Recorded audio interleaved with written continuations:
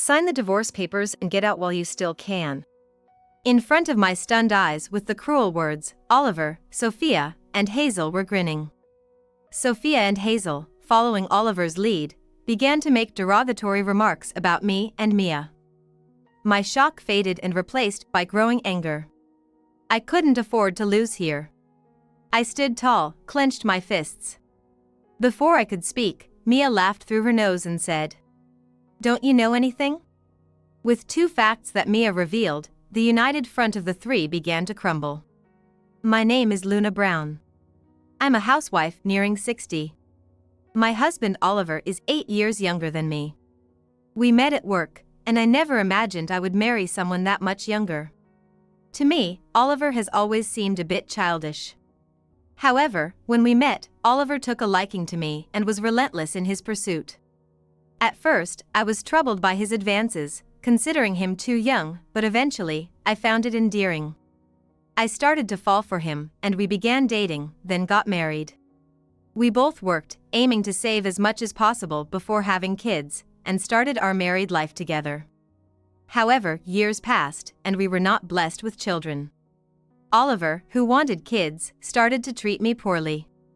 "I guess it was a mistake to marry an old woman," he'd say loudly enough for me to hear. His cruel words hurt me deeply, and I cried every time my period came. When I suggested going to the doctor, he said, "What a waste of money. Normal people get pregnant without going to the hospital." He also said, "I have friends whose wives are undergoing fertility treatments, but they said it's tougher on the men. I don't want to be in an environment where I'm forced into trying to make a baby." "Oliver, you said you wanted kids too." "I can't get pregnant on my own, I need your help." I argued back many times, but Oliver would just sigh in response. However, it was too late for regrets.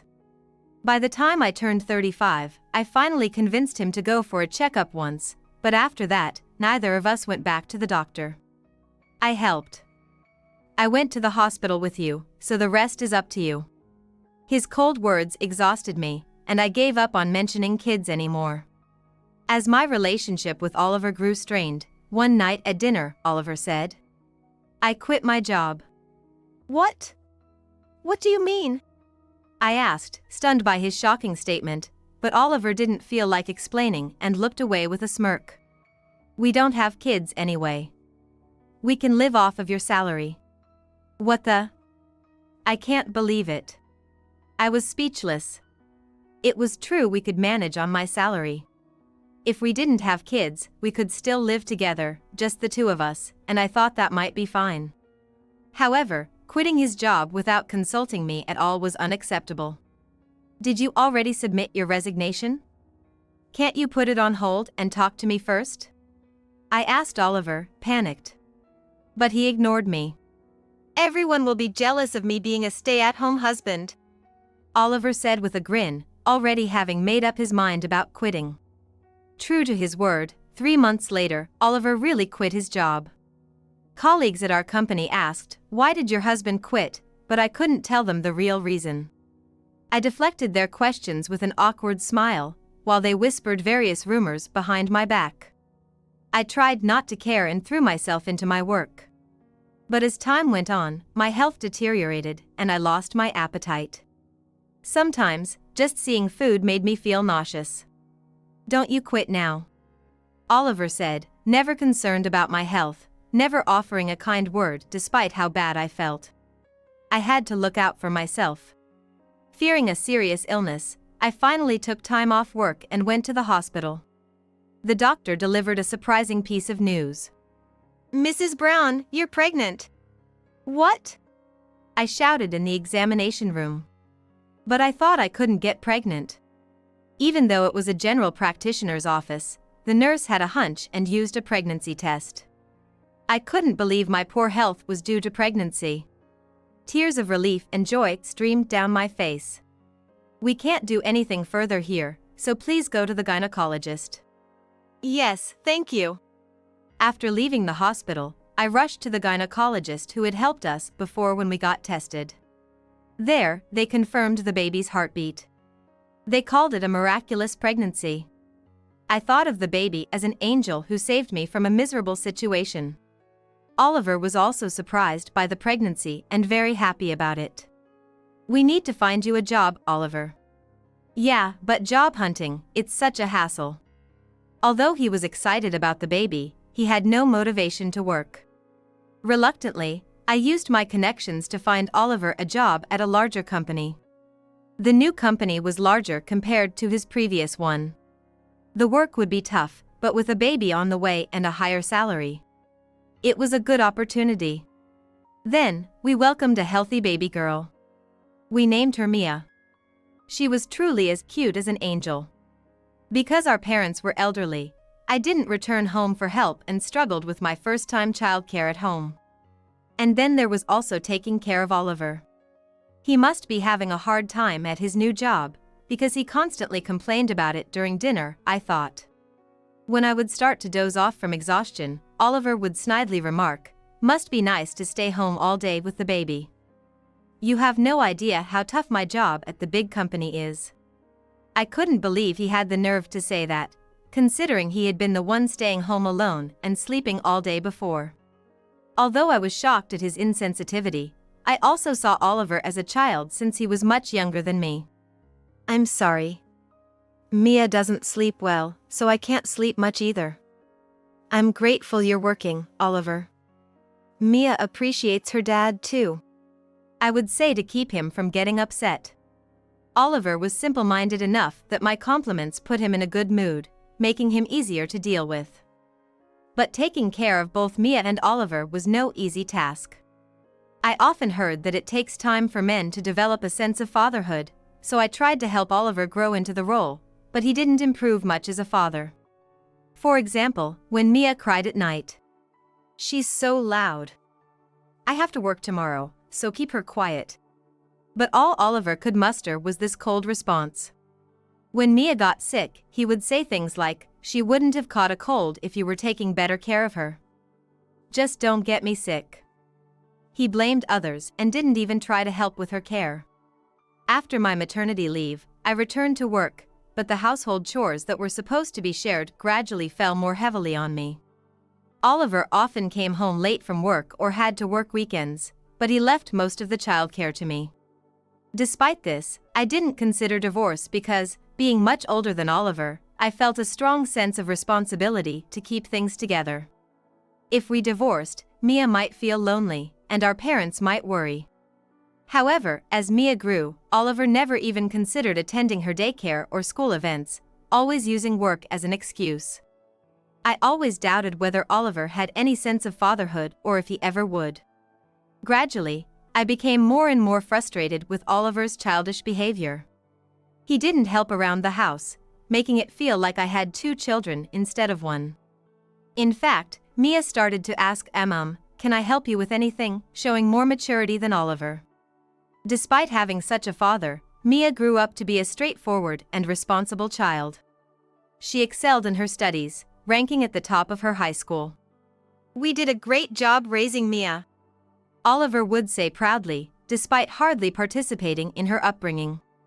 Such a remarkable girl, Mia went on to college after graduating high school and started living on her own in the neighboring state. It felt like my parenting days were over in an instant, and while it was a bit lonely, I was happy to see her grow up. Mia made lots of friends and seemed to be enjoying her college life. On the other hand, things remained the same between Oliver and me. We both worked, but I shouldered all the household chores. And Oliver never even tried to help. One day, I was involved in an accident. While it wasn't life-threatening, I suffered a complicated fracture of my femur and had to be hospitalized. The surgery and subsequent rehabilitation required a long stay in the hospital. "I'm sorry to trouble you, Mia." "Don't worry about it. I'm just glad you're alive." Mia took on the responsibility of taking care of me during my hospitalization. The hospital for my physical therapy was a large one in the state where Mia lived. Since it was only a few minutes by bus from her university, she came to see me every day. "You have a wonderful daughter, you're so lucky." Mia always greeted the nurses and other patients with a smile. As a result, she often got praised, and I felt fortunate once again. Thanks to Mia always being by my side, I managed to endure the tough therapy. Although it seems I won't be able to exercise anymore, there shouldn't be any issues with daily life. The date for my discharge has been set, and both Mia and I are relieved. However, Oliver never visited me once during my hospitalization. He said, "It's not life-threatening, right? Mia is taking care of you, so there's no point in me going," as if it was a ridiculous excuse. Indeed, it might not have made much difference if Oliver had come, but he could have at least shown his face. In the end, he didn't even show up on the day of my discharge, and I had to go home with Mia's help. He knows I have stuff to carry. The least he could do is come pick me up. Mia muttered, complaining about Oliver's behavior. Well. Your father is busy too," I said, trying to maintain peace in the family. But what awaited us at home was an unexpected turn of events. "Oh, you're back." "I'm back." Did we have guests over?" It wasn't just Oliver at home. There was a younger woman than Oliver and a high school girl. Looking confused, I asked, and Oliver smiled and said, "Let me introduce you. This is my future wife, Sophia, and our daughter, Hazel." Wife? Daughter? I felt the blood drain from my face. A wife was one thing, but Oliver clearly called the younger woman his daughter. "What do you mean by daughter?" Mia asked sharply. After I joined my current company, I met Sophia. Hazel was born there. I couldn't bring myself to tell you, but now that you're 20, Mia, you're an adult. I thought it was time. Oliver's words made me dizzy, and I had to steady myself. I couldn't understand how this happened. Sophia has had a hard time. I want to be with her from now on. Oliver, do you even realize what you're saying? Yeah. Luna, even though you went through therapy, isn't in normal shape anymore. She's much older, and she'll soon need care. It's a burden. So, sign the divorce papers and leave while you can still move." I was stunned by his cruel words. In front of me were Oliver, Sophia, and Hazel, grinning. "Sorry, but unlike you, we both work for major companies and are a better match. We had a destined encounter at work. Besides, you two have had Dad all to yourselves. It's time to give him back. Both our parents work for big companies and make good money. We're a much better family, but we've been missing a father. It's been wrong all along." Their selfish reasoning made me more angry than shocked. I knew I couldn't lose here. I stood tall and clenched my fists. Then, Mia snorted and spoke up for me. And then she began to speak. "Don't you guys know?" "What?" Oliver looked puzzled and asked, "Know what?" "You seem proud of the company and salary where you two met, but do you know who the CEO is?" At Mia's words, Sophia and Oliver looked at each other, appearing clueless. They looked as if they had no idea. Sophia might not know, but Oliver had probably forgotten. His clueless expression made me burst out laughing. "Oh, Oliver, I told you, didn't I? My uncle owns the company." "Uncle?" Sophia reacted to the word, shouting. Oliver, hearing uncle, seemed to remember, turning pale. As Mia said, the company they worked for was run by my uncle, the CEO. It's a big company, and while they might not interact with the CEO directly, he's still in charge. Oliver rarely attended family gatherings, so he probably didn't remember my uncle's face.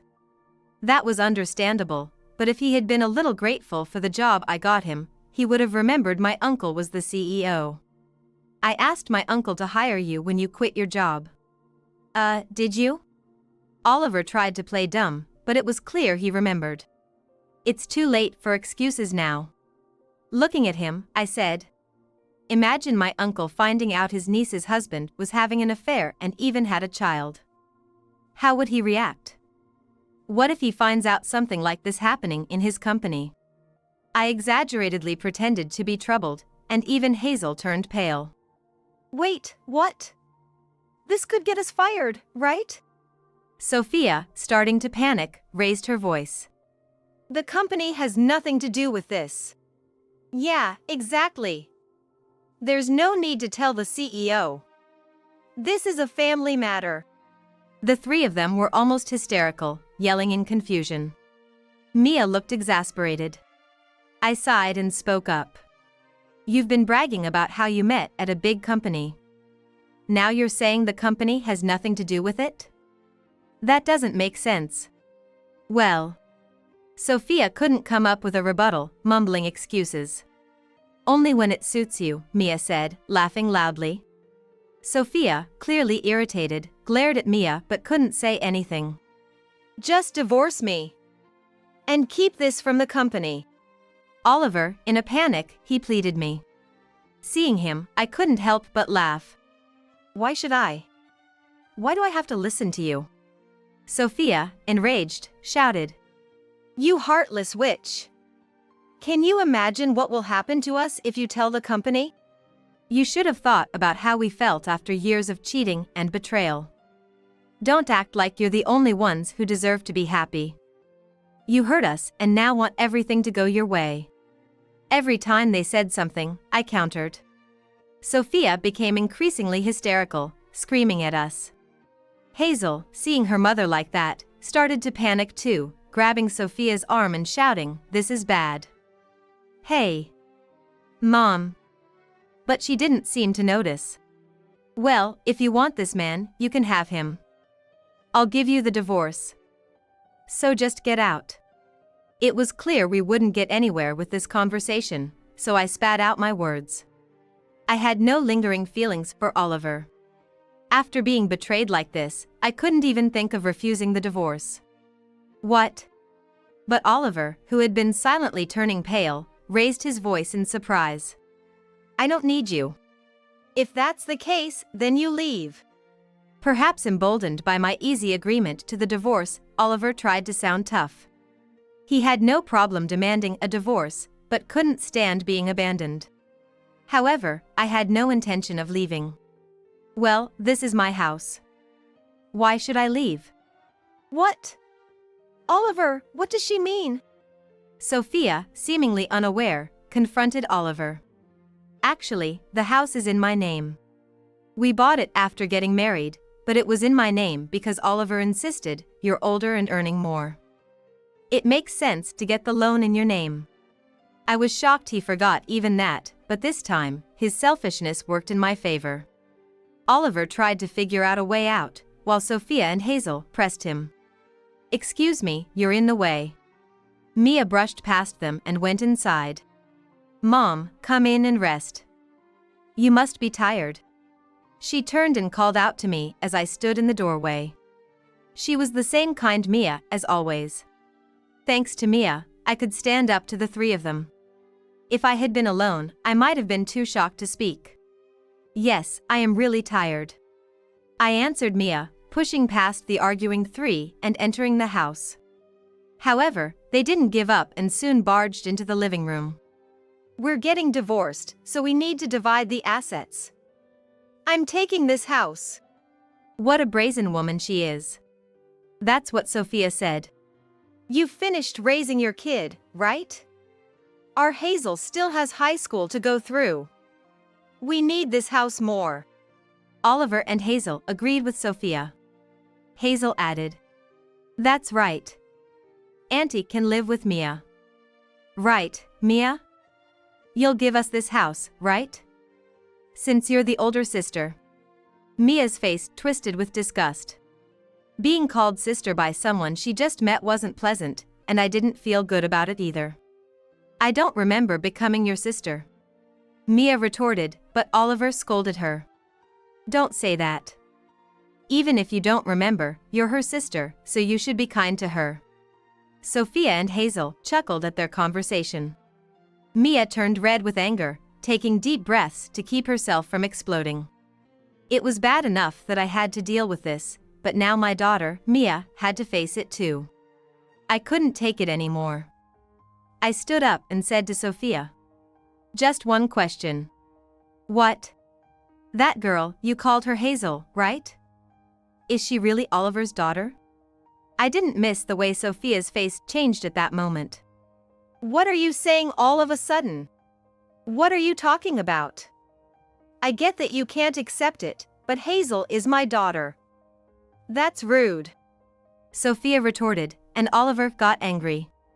But I couldn't believe that Hazel was Oliver's child. I felt it was cruel to bring this up to someone still a minor, but Oliver's betrayal and Sophia's attitude left me no choice. In addition, Hazel's own disrespectful behavior towards Mia and me was too much to bear, so I decided to confront them with another truth. You know you're infertile, right? Did you undergo fertility treatment or something? What? Oliver froze at my words. Ignoring him, I continued. Fertility treatment might make it possible, but even Mia's pregnancy was called a miracle. Do you really think miracles happen that easily? Oliver was rendered speechless by my statement. Not just Oliver. Sophia looked like she was about to faint. What do you mean? What do you mean, Mom? Hazel, panicking, clung to Sophia, who remained silent. I felt a little sorry for her, but it would be crueler to let her continue believing a lie. Was it my fault we couldn't have children? Oliver finally spoke. I smiled at his words. I never expected to reveal the truth like this, but the reason we couldn't have children for so long was because of Oliver, not me. The truth came out when he accompanied me to a single test. But Oliver never went back to hear the results. I heard the news alone at the hospital. But I couldn't bring myself to tell Oliver, who was still young. I thought that if he blamed me, he wouldn't be hurt as much. I loved Oliver and was ready to live our lives together. So, I stopped talking about having kids and didn't go back to the clinic. There was no point in me getting treatment. Oliver never realized my kindness, thinking I had simply given up. He would occasionally complain, and I took it all. What do you mean? Who is my father, then? Hazel, frustrated by Sophia's silence, finally started to cry. Seeing Hazel's distress, Sophia finally spoke up. It's Oliver. There's no one else it could be. Hazel and Sophia started arguing again because of my words, but Oliver, likely because of what I said, began to suspect that Hazel might not be his child. He didn't participate in their argument and seemed to be deep in thought. The possibility is extremely low, but since I got pregnant with Mia, it's not zero. Feeling a bit sorry for Hazel, I added. But if you continue to insult and mock Mia, you shouldn't call her your sister until a DNA test confirms you're really related. My priority was Mia. I wanted Hazel to understand there were boundaries she shouldn't cross. Hazel seemed to reflect on her words a little and fell silent. Meanwhile, Mia looked a bit relieved by those words. Oliver, noticing this, finally spoke up. Yeah, we should get a DNA test. There's no need for that. Hazel is definitely Oliver's child. Sophia shouted louder than necessary. Her reaction said it all. Everyone there thought the same thing. Even Oliver and Hazel stared at Sophia in disbelief. Sophia must have had her doubts. She kept repeating, Hazel is Oliver's child and there's no need for a test. Mia and I exchanged glances, smirking at the situation. After that, Oliver and Hazel both agreed to a DNA test. Despite Sophia's continuous objections, we went through with it, and my suspicions were confirmed. The test showed no parent-child relationship between Oliver and Hazel. I've been deceived by that woman all along. How much money have I wasted on someone else's child? I've been such a fool. Please forgive me. Oliver finally realized his stupidity, crying and begging for my forgiveness. But it was too late. I've been deceived by you all along. There's no way I can forgive you. Don't say that. We're family, aren't we? Oh. You seem more suited to your other family. Yes, you fit well with people who deceive others. No matter what Oliver said, I countered. Please, don't say that. I was truly wrong. Showing signs of defeat, he repeatedly bowed his head and apologized, but I couldn't bring myself to forgive him. After all, I had forgiven him so many times before, no matter what he did. I had no more compassion left for Oliver. If you really feel sorry, then stay out of our lives. I kicked Oliver out of the house and started the divorce proceedings. At the same time, I informed my parents about the divorce. It wouldn't be long before Uncle found out. I heard you're getting divorced. What happened? Uncle called to check on me. When I told him about Oliver and Sophia, he was speechless. It was my oversight. I'm truly sorry, Luna. He apologized with a voice full of pain. Don't apologize. I'm really grateful that you hired Oliver back then. Because of that, Mia was able to go to college. It's not your fault they turned out to be such jerks. I told my uncle that. I was angry, but it wasn't his fault. I truly believed that. However, my uncle was still furious and said he would deal with Oliver and Sophia.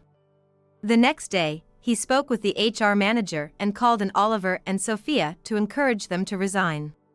Encouraging resignation isn't the same as outright firing, it's urging them to leave on their own.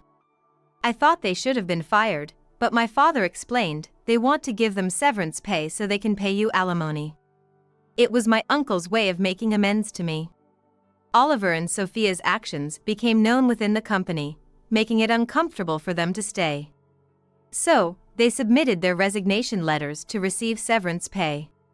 After their resignations were accepted, the lawyer my uncle arranged for me filed for alimony.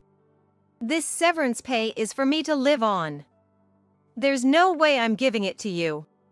Facing an inevitable divorce, losing his job, and now having to pay alimony, Oliver resisted. But that's where the skilled lawyer came in. For over 15 years, you betrayed your wife and used part of the living expenses on someone else. This is highly malicious. Your wife is fully entitled to this alimony.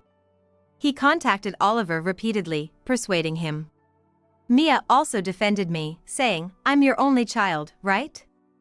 If you do anything worse to Mom, I'll never forgive you. Because of that, Oliver finally apologized to Mia and me and agreed to pay alimony. The lawyer ensured the division of assets was fair, and the house remained in my name, securing a smooth divorce. Sophia, like Oliver, initially ignored the alimony notices, but it seems her parents found out and it caused quite a stir. Apparently, Sophia's father is a politician in a rural area. Sophia's parents knew about Hazel and introduced Oliver as Sophia's common-law partner. Oliver had even visited Sophia's family, which was shocking considering the affair. Even though we were unaware, we are deeply sorry for what our daughter has done. Sophia's parents both flew out to visit me in person and apologized. As politicians, a scandal involving their daughter spreading back home would be disastrous. Sure, my husband's betrayal was shocking, but Hazel turned out not to be his child. As long as I receive an apology and alimony, I have no intention of making this any bigger. I said with a smile.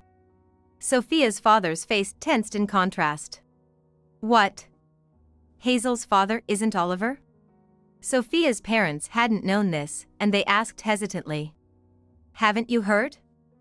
The DNA test results are out. You should ask Sophia for the details. I had inadvertently revealed a crucial fact to Sophia's parents. But I didn't feel guilty. Keeping such an important truth hidden was worse. Sophia would not only have to pay alimony but also face her parents' wrath, but that wasn't my concern. She reaped what she sowed. She had to face the consequences of her own actions. In the end, Sophia's parents made her use her severance pay to settle the alimony. She was disowned afterward. She probably thought she could rely on her parents if things went south, but that plan backfired, leaving her in a tough spot. Serves her right. It's all your fault for telling my parents and Oliver. Sophia tried to lash out at me, but I retorted, it's because you did something you shouldn't have, leaving her fuming in silence. Oliver and Sophia, of course, broke up. Apparently, Oliver was the one who dumped her.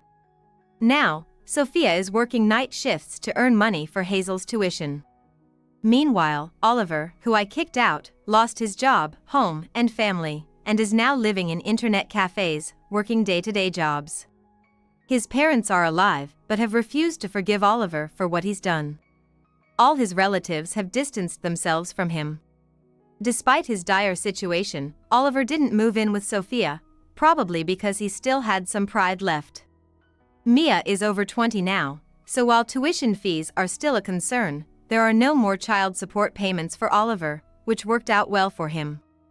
It was obvious that he had planned the timing of his revelation to avoid paying child support. You did this now to avoid paying child support, right? This is the future you wanted. I sneered at him, and Oliver, in a pitiful voice, mumbled, "That's not true." I found it amusing. People might call me mean, but Oliver deserved it. Hazel, though she inherited her parents' traits, is also a victim. I hope she learns from her parents' mistakes and strives for a better life. As for me, I'm living alone now, but with Oliver gone, I feel liberated and enjoy every day. The alimony has been paid, so I don't have to worry about money for a while. My health is improving, and work is going well. I might need care someday, but to delay that day as long as possible, I got my doctor's approval to start light exercise at the gym. I enjoy having tea with the friends I made there. Mia plans to return home after graduating college and getting a job locally. The past wasn't easy, but my future holds many joys.